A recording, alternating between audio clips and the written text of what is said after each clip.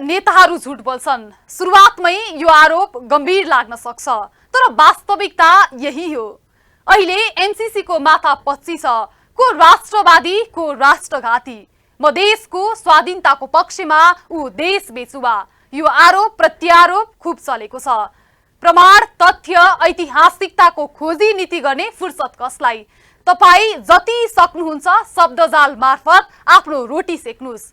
राजनीतिक रोटीको व्यापार मौलाउँदो छ। देश त यहाँ कसलाई पो चाहिएको छ र? बस शासन चाहिएको छ, सत्ता चाहिएको छ। यी नेता आउलान् र हाम्रा दिन सप्रेलान् भन्ने सोच्नु भएको छ भने त्यो भ्रममा नपर्नुस्। उहिलेदेखिकै उखान छ नि, जति जोगियाए कानै चिरेका, अर्थात् सबै गफै हुन्, काम त उही हो। नमस्कार, यो न्युज एट टुडे, म तुलसी अर्याल। नेताहरू भन्छन् गर्दैनन्, त्यसै आरोप लगाएको जस्तो सुनिने तपाईलाई थाहै होला। 5 वर्ष अघि स्थानीय चुनावमा खुबै सुनेको नारा मध्ये गाउँ गाउँमा सिंहदरबार, हरेक नगर र ओडा स्मार्ट सिटी बन्ने, महानगरदेखि गाउँपालिका सरकारको जिम्मा लिन्छु भन्दै भोट माग्दा हरेकले बोलेको कुरा थियो यो। अब तपाईको गाउँ स्मार्ट सिटी हुनेछ, जानेर भने बुझेर भने उनै जानुन्, तर भने सबैले भने हामीलाई भोट दिनुस्, हामी स्मार्ट सिटी बनाउँछौ।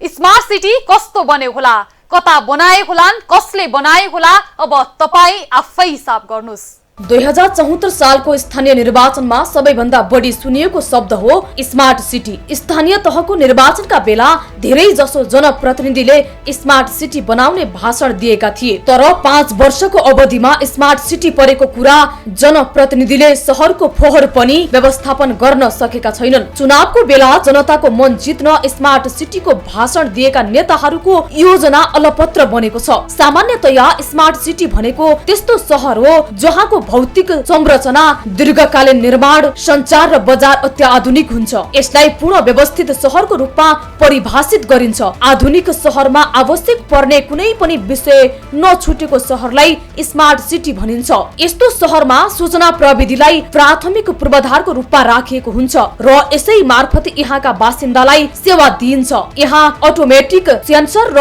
डाटा सेन्टर समेत हुन्छन्। राजनीतिक दलका नेताहरूले अध्ययन बिना नै भाषणमा स्मार्ट सिटीका कुरा गरेकाले कार्यान्वयन पक्ष फितलो भएको विज्ञहरूको भनाइ छ। मुख्य कुरा स्मार्ट सिटी बनाउनलाई सबै किसिमको, विशेष गरी विद्युतको, वातावरणको, ढलको सबै किसिमको जुन सुविधा दिनुपर्ने, त्यसको लागि थुप्रै लगानी लाग्छ। तर स्थानीय तहको निर्वाचनको बेला धेरै उम्मेदवारहरूले त्यो स्मार्ट सिटी भनेको के हो, त्यसको आधारभूत आवश्यकताहरू कस्तो हुन्छ, त्यसको डिजाइन गर्नु कसो, त्यसको कसरी प्लानिङ गरिन्छ, कसरी योजना बनाइन्छ, त्यो कुरा थाहा नपाइकन उहाँहरूले स्मार्ट सिटी बनाउने, तपाईँले गएको 74 को स्थानीय निर्वाचनमा जति चिज पनि देख्नुभयो, सुन्नुभयो, त्यो अलिकति त्यस सम्बन्धी ज्ञान नभएर पनि उम्मेदवारहरूले सबैले स्मार्ट सिटीको कुरा गर्नुभएको। स्मार्ट सिटीमा अटोमेटिक ट्राफिक संकेत हुन्छ। शहर ठूलो भएपछि सबैभन्दा ठूलो समस्या सवारी व्यवस्थापनमा हुने भएकाले यस्तो समस्या समाधान गर्न स्वचालित रूपमा सवारी साधनलाई निर्देशन गर्ने संयन्त्र स्मार्ट सिटीमा हुन्छ। वातावरण लगायत अन्य कुरालाई पनि ध्यान दिएकोलाई चाहिँ हामी स्मार्ट सिटी भन्छौँ। धेरै अहिलेको सबै खालको प्रविधि प्रयोग भएको ठाउँ जहाँ तपाईँलाई सबै किसिमका सुविधा होस्, मान्छेलाई धेरै ट्राभल गर्न नपरोस्, यातायातको समय कम लागोस्, त्यस्तो खालको सुविधा भएको सिटीलाई स्मार्ट सिटी भन्छ। यस्तो सहरमा निजीलाई भन्दा पनि सार्वजनिक सवारीका साधनलाई बढी प्राथमिकता दिइन्छ र यहाँ पनि सूचना प्रविधिको व्यापक प्रयोग गरिएको हुन्छ। कुनै सवारी दुर्घटना भए बटन थिचेपछि उद्धारका लागि सूचना सम्बन्धित निकायमा जान्छ। यस बाहेक सहरका हरेक कुनामा सीसी क्यामेरा जडान गरिन्छन् र कन्ट्रोल रुममा बसेर सहरको गतिविधि निगरानी गर्न सकिन्छ। नेपालमा स्मार्ट सिटी बनाउनका लागि दक्ष जनशक्तिको अभाव रहेको विज्ञहरूको भनाइ छ। गुरु योजना बनाएर अगाडि बढे मात्र स्मार्ट सिटीको चाहना पूरा हुनेछ। त्यसको लागि आवश्यक जुन प्लानिङ छ, दक्ष जनशक्ति छ, त्यसको चाहिँ कमी छ नेपालमा। त्यसै कारणले अब यदि तपाईँले कुनै बजारलाई, कुनै सहरलाई स्मार्ट सिटी बनाउनु भन्नुहुन्छ भने सबभन्दा पहिले त्यो किसिमको एउटा गुरु योजना चाहिँ तयार गर्नुपर्छ। त्यो गुरु योजना तयार नगरिकन त्यहाँ आवश्यक पर्ने स्रोत साधनको आवश्यकताको आकलन नगरिकन जसरी स्मार्ट सिटीहरू घोषणा गरेको छ त्यसरी घोषणा गरेर जनतालाई झुक्क्याउनु चाहिँ हुँदैन। नेपालमा स्मार्ट सिटी चुनौतीपूर्ण रहेको जनप्रतिनिधिहरूले स्वीकार गरेका छन्। संसारका धेरै देशहरूमा मास्टर प्लान बनाएर त्यसको गुरुयोजना बनाएर अनि स्मार्ट सिटी बनाउने कुरा त स्वाभाविक रूपमा हुन्छ नै। हामीले पनि बनाएका छौँ र त्यो सुरुवात गर्ने कुरा गरेका छौँ। कोरोना भाइरसले काम केही प्रभावित बने पनि अहिले भने स्मार्ट सिटी बनाउने काम भइरहेको पोखरा महानगरपालिकाले जनाएको छ। स्मार्ट सिटीको योजना सुरु हुँदैछ, अगाडि बढिरहेछ बिस्तारै। किनभनेदेखि अलिकति चाहिँ हामीलाई बिचमा हामीले सुरुमा त निर्वाचनमा जुन हामी उम्मेदवार बनेर गयौँ त्यो बेलामा हामीले भनेका थियौँ, तर बिस्तारै त्यो चाहिँ के भयो भने हामी अलिकति संघीयताको हामी पहिलो चाहिँ अभ्यास हाम्रो ऐन कानुन बनाउनु पर्ने धेरै कुरा भयो। 1 वर्ष त हामी यतिकै गयो, दोस्रो वर्षबाट चाहिँ आवश्यक ऐन कानुन बनाएर हामी चाहिँ पोखरालाई विकास गर्ने, समृद्ध गर्ने, स्मार्ट सिटी बनाउने अभियानका साथ लाग्यौँ। केही उपलब्धिहरू हुँदै थियो, बिचमा कोभिडले अलिकति डिस्टर्ब गर्यो होइन। फेरि पनि हाम्रो योजनाहरू चाहिँ अगाडि बिस्तारै बढिरहेको छ। युरोपेली युनियनले कुनै सहर स्मार्ट बन्नलाई 6वटा पाटो स्मार्ट हुनुपर्ने बताएको छ। त्यस अनुसार सूचना प्रविधि प्रयोग गरेर ओपन डाटा अभ्यास गर्ने सरकार, प्रविधिसँग जोडिएका व्यवसाय र वस्तुहरू उत्पादन गर्न प्रोत्साहन गर्ने अर्थव्यवस्था, सफा तथा वातावरण मैत्री र सजिलो तथा सुलभ यातायात व्यवस्था, नवीकरणीय ऊर्जा प्रयोग, प्रविधि साक्षर जनसंख्या, प्रविधि युक्त स्वास्थ्य सेवाको विकास स्मार्ट सिटीका प्रमुख विशेषता हुन्। आगामी 2050 सम्ममा विश्वका 60% भन्दा बढी जनसंख्या शहरी क्षेत्रमा बस्ने आकलन छ। त्यति बेला सुरक्षित खाना, सफा पानी र पर्याप्त ऊर्जा सबै शहरको प्रमुख समस्या हुनेछ। त्यसका साथै वातावरणीय, सामाजिक र आर्थिक रूपमा सक्षम शहर बनाउनु प्रमुख चुनौती हुनेछ। भविष्यका लागि शहरहरूलाई अहिलेदेखि स्मार्ट बनाउन थालिएन भने धेरै कुरा छुट्ने छन्। शहरको अर्थतन्त्र र नागरिकको जीवन स्तरमा सुधार स्मार्ट सिटीको लक्ष्य हो। स्मार्ट सिटी बनाउन सबैभन्दा पहिले शहरका प्रमुख समस्या पहिचान गरिन्छ। अहिलेका सुविधामा के कस्ता स्तरोन्नति आवश्यक छ या के नयाँ कुरा थप्नु पर्छ अनुसन्धान गरिसकेपछि कसको नेतृत्वमा स्मार्ट सिटी बनाउने भन्ने निष्कर्षमा पुगिन्छ। स्पेनको बार्सिलोना र नेदरल्यान्डको आम्स्टरडम त्यहाँका मेयर अर्थात् निर्वाचित जनप्रतिनिधिहरूको नेतृत्वमा बनेका स्मार्ट सिटी हुन्। बार्सिलोना स्मार्ट अर्थतन्त्र, स्मार्ट जीवन यापन, स्मार्ट वातावरण, स्मार्ट सरकार, स्मार्ट यातायात र स्मार्ट जनताका आधारमा स्मार्ट सिटी बनेको हो।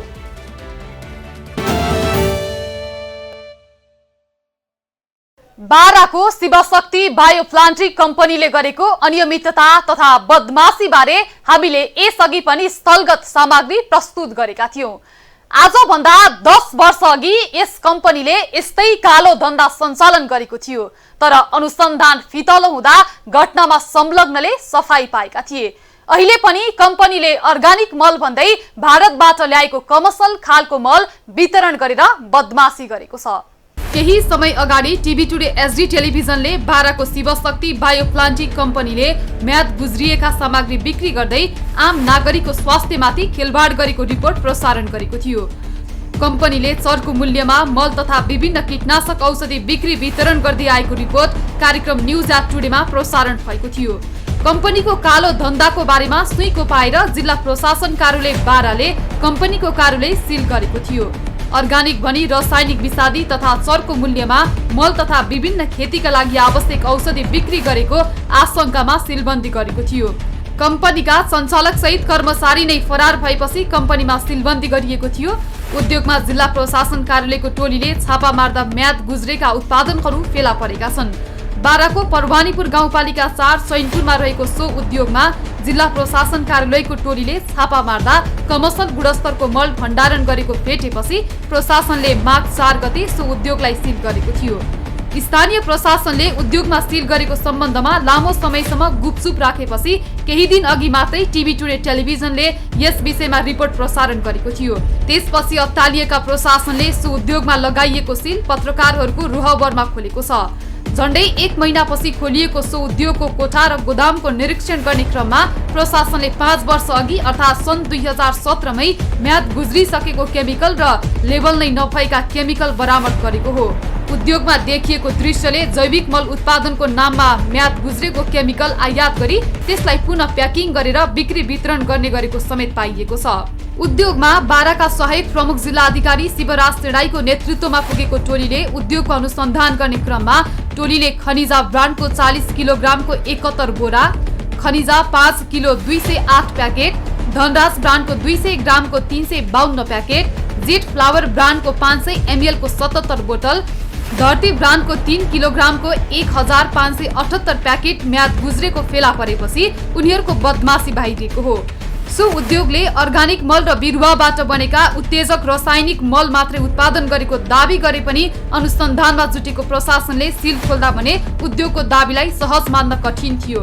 2068 सालदेखि सञ्चालन गरिएको उद्योगमा भारतीय नागरिक बबी तिरुपति रावको लगानी रहेको छ भने उद्योगमा रमाकान्त भारती, कमलकान्त सिंह, सञ्जित राय यादव मुख्य सञ्चालकको जिम्मेवारीमा छन्। गत माघ 3 गते परवानीपुरबाट चितवनतर्फ जाँदै गरेको अवस्थामा घातक विषादी लोड गरेको नाग 3 ख 1089 नम्बरको ट्रक सहित इलाका प्रहरी कार्यालय भण्डाराले उद्योगका सुपरभाइजर सन्तोष शाहसहित 3 जनालाई पक्राउ गरेपछि अनुसन्धान गर्ने भन्दै उनीहरूलाई छाडेको थियो। मल सहित उद्योगका प्रतिनिधिलाई चितवन प्रहरीले पक्राउ गरेपछि उनीहरूको करतुत छताछुल्ल भएको थियो। त्यसपछि बारा प्रशासनले सहायक प्रमुख जिल्ला अधिकारी शिवराज सेडाईको नेतृत्वमा अनुगमन टोली परिचालन गरेको थियो। यता चितवनमा बरामद भएको मलको परीक्षण गर्ने क्रममा त्रुटि देखा परेको कृषि ज्ञान केन्द्र चितवनले जनाएको छ। कृषि ज्ञान केन्द्र चितवनले कम्पनीको दर्ता खारेजीको लागि कृषि तथा पशुपक्षी विकास मन्त्रालयलाई पत्रचार समेत गरेको छ। उहाँहरूले जुन किसिमको मन्त्रालयबाट चाहिँ दर्ता प्रमाणपत्र लिनुभएको छ र त्यसमा विभिन्न किसिमका तत्त्वहरू के कति हुन्छहरूले गरिएको छ। जस्तो फस्फोरस चाहिँ उहाँहरूको प्रमाणपत्रमा 5.something कति छ होइन, तर रिपोर्टमा चाहिँ अलिक कम आएको छ, 2.8 आएको छ है फस्फोरस। त्यसै गरेर अर्को मोइस्चरमा चाहिँ मोइस्चर कन्टेन्टमा चाहिँ उहाँहरूको चाहिँ 27.something% छ होइन, अनि रिपोर्टमा चाहिँ 42.something% आएको छ। भनेको त्यो मोइस्चर पर्सेन्टेज बढी हुनु भनेको त्यो चाहिँ राम्रो कुरा होइन। यस उद्योगमा 9 वर्ष अघि अर्थात् 2069 साल साउन 10 गते पनि प्रहरीले छापा मारेको थियो। त्यसबेला भारतको हैदराबादबाट आयात गरेको तयारी मललाई उद्योगमा ल्याएर माटो मिसाई रिप्याकिङ गरेको तथ्य उजागर भएको थियो। त्यसबेला अनुसन्धान नै फितलो हुँदा उनीहरूले सफाई पाएका थिए। अहिले पुनः सोही उद्योगले पुरानै प्रवृत्ति दोहोऱ्याइरहेको छ। हुन त उद्योगका कर्मचारीले कोरोनाका कारण 2 वर्ष अघि नै उद्योग अन्यन्त्र सारेको दाबी पनि गरेका छन्। तर उद्योगमा मार्च 2021 मा उत्पादनको प्रिन्ट भएको नयाँ ब्याच नम्बरको मल भण्डारण गरेको पाइएको छ। शिवशक्ति बायोप्लान्टिक उद्योगले नेपालमा जैविक मल उत्पादन गर्ने प्रमाणपत्र लिएको देखिन्छ। तर त्यहाँ देखिएको दृश्यले उद्योगले नेपालमा जैविक मल उत्पादन गर्नुभन्दा पनि भारतबाट कमर्सल र म्याद गुज्रेको मल आयात गरी त्यसमा आफ्नो लेबल लगाई बिक्री गरेको प्रश्नै हुन्छ।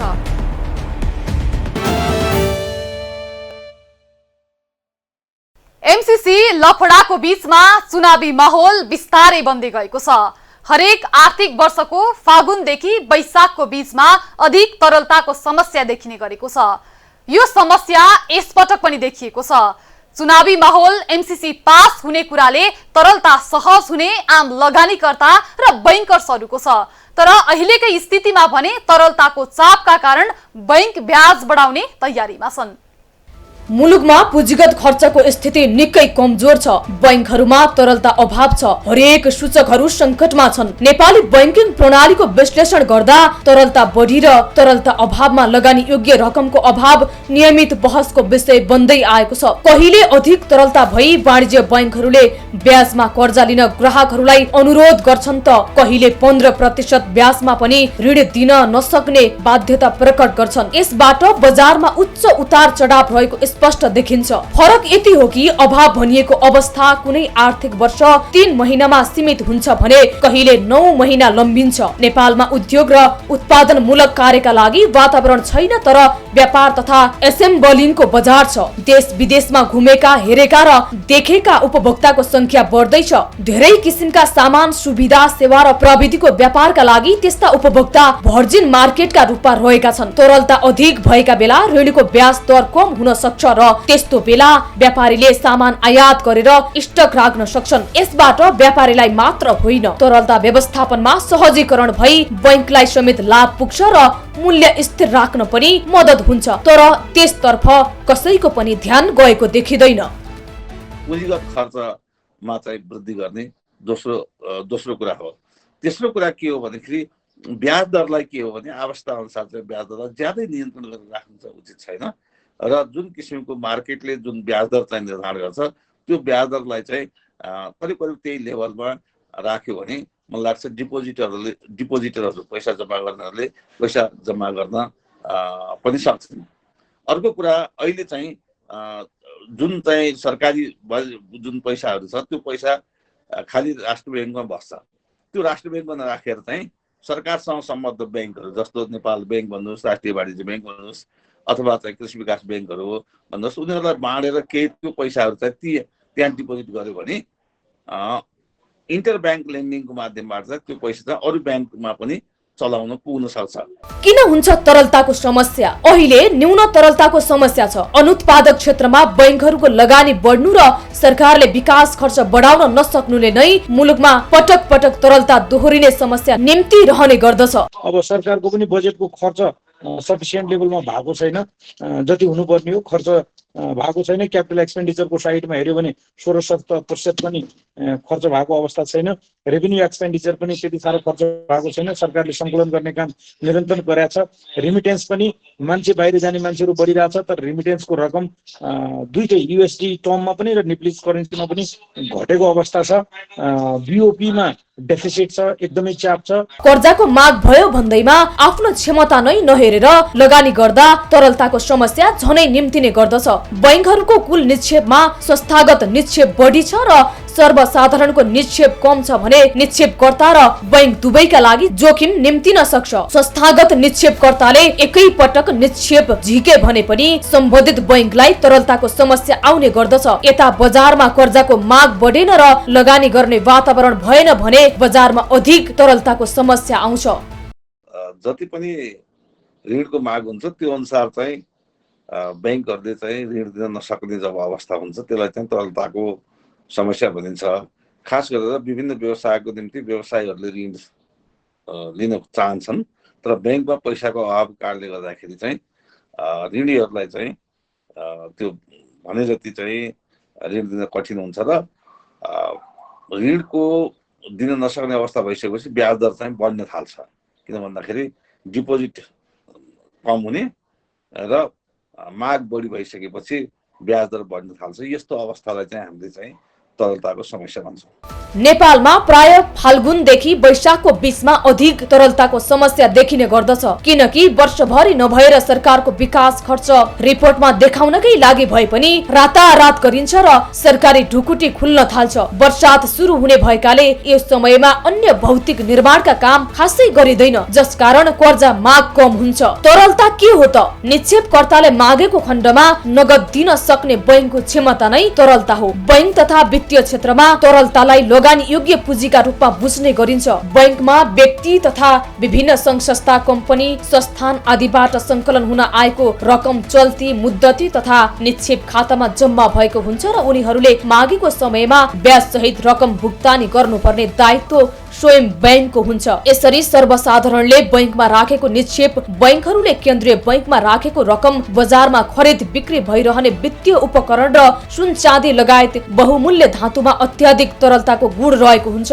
कुनै वित्तीय सम्पत्ति सजिलै खर्च योग्य रकममा रूपान्तरण गर्न सकिने अवस्था नै तरलता हो। ब्याङ्कहरूले पेमेन्ट नै डिफल्ट गर्ने, डिपोजिटरलाई पैसै फिर्ता गर्न सक्ने अवस्था होइन।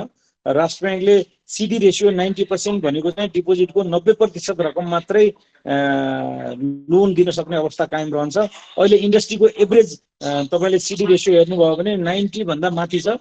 राष्ट्र ब्याङ्कले ड्यासबोर्डमै पनि 90.35 राखेको छ। तर अहिलेको करेन्ट सिचुएसन भनेको 90.58% भन्दा माथि भइसकेको छ भनेपछि इन्डस्ट्रीको एभरेज सिडी नै 90% भन्दा माथि भएको कारणले गर्दाखेरि ब्याङ्कहरू थप कर्जा दिन सक्ने अवस्थामा छैनन्। जुनसुकै मुलुकको पनि अर्थतन्त्रमा तरलता, ब्याज दर र मुद्रास्फीतिको सम्बन्ध अन्योन्याश्रित हुन्छ। तरलता बढ्यो भने ब्याज दर घट्छ र मुद्रास्फीति बढ्छ। तरलतामा संकुचन आयो भने ब्याज दर बढ्छ र मुद्रास्फीतिमा दबाव कम हुन्छ। मुनाफा आर्जनमा तरलताको योगदान महत्त्वपूर्ण हुने गर्दछ। तरलताको समस्यामा रहेका संस्थाहरूले तत्काल तिर्नुपर्ने तिरोहरू फर्चेउट गर्न सक्दैनन्। यस्तो अवस्था दोहोरिरहने हो भने एकातिर कच्चा पदार्थहरूको आपूर्तिमा समस्या आउँछ भने अर्कातर्फ विभिन्न निकायहरूको कालो सूचीमा समेत पर्ने खतरा पनि उत्तिकै रहन्छ। तरलताको अवस्था कमजोर भयो भने धेरै किसिमका समस्याहरू आउन सक्छन्। तरलता असन्तुलनका कारण अर्थतन्त्रमा समस्या नआओस् भन्ने उद्देश्यले केन्द्रीय बैंकले तरलताको व्यवस्थापन गर्ने गर्दछ।